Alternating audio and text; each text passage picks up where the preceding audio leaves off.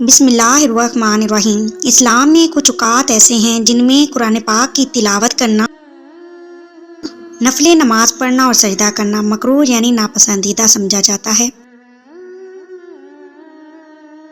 ان تین اوقات کو اوقات مکروہہ کہا جاتا ہے۔ یہ وہ وقت ہیں جن میں سورج کی مخصوص حالت کی وجہ سے عبادت سے منع کیا گیا ہے، تاکہ کسی بھی طرح مشکرانہ عبادت سے مشابہت نہ ہو۔ حضرت عقبہ بن عامر رضی اللہ تعالیٰ عنہ سے روایت ہے کہ نبی کریم صلی اللہ علیہ وآلہ وسلم نے فرمایا، تین وقت ایسے ہیں جن میں نبی کریم صلی اللہ علیہ وآلہ وسلم نے ہمیں نماز پڑھنے اور مردوں کو زندہ دفن کرنے سے منع فرمایا: جب سورج طلوع ہو رہا ہو یہاں تک کہ بلند ہو جائے، جب سورج عین نصف نہار پر ہو یہاں تک کہ وہ ڈھل جائے، اور جب سورج غروب ہو رہا ہو یہاں تک کہ مکمل غروب ہو جائے۔ تو جی ناظرین، اگر آپ کو یہ ویڈیو اچھی لگی ہے تو پلیز اس ویڈیو کو لائک کریں، شیئر کریں اور چینل کو سبسکرائب کریں۔